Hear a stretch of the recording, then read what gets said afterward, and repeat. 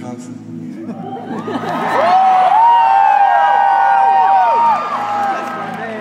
In the last couple of weeks, this is our first night back in the States. In the last couple of weeks, yeah, you're allowed to cheer for your country.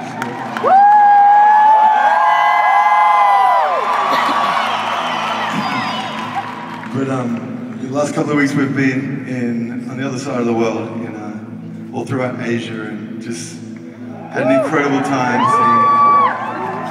seeing God do amazing things. And, there's so much encouragement to be found in the understanding that we're a part of something so much bigger than ourselves, that we're a part of a body that is alive and moving across the earth.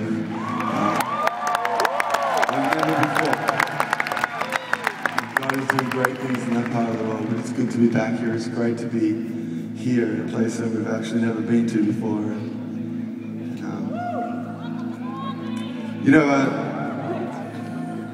Tonight, I kind of said it before, but I pray that we would just not put any kind of box or limit around what God wants to do in this place.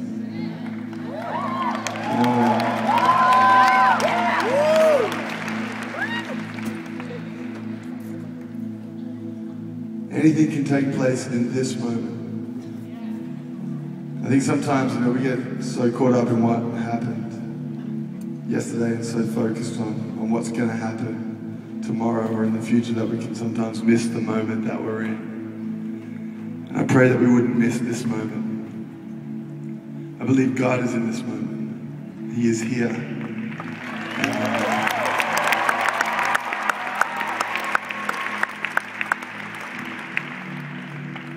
Now, the reason we can have this moment, and the reason I know that God is here, is all because of a moment that took place 2,000 odd years ago.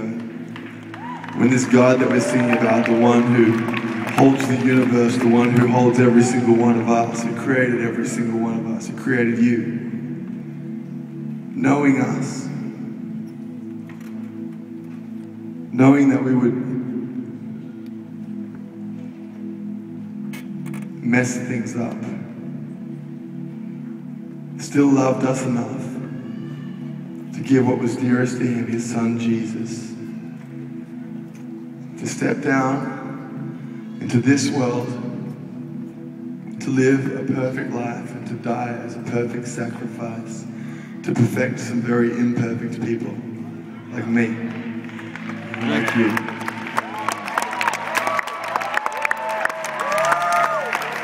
I think about where I would be if it wasn't for Jesus. My life would be a mess. This whole night, it's called Aftermath, and it's an interesting kind of name, I guess, for a worship project or a worship night. But the thought is this, in that moment when Jesus was hanging upon the cross, carrying all of our sin, carrying all of our shame, our condemnation, our brokenness.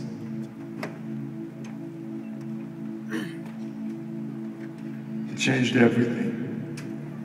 We live in a broken world, we live in a messed up world. You don't have to look too far to see that there is crisis everywhere. Everything that can be raptured is being ruptured. Not raptured, sorry, that was a few weeks ago.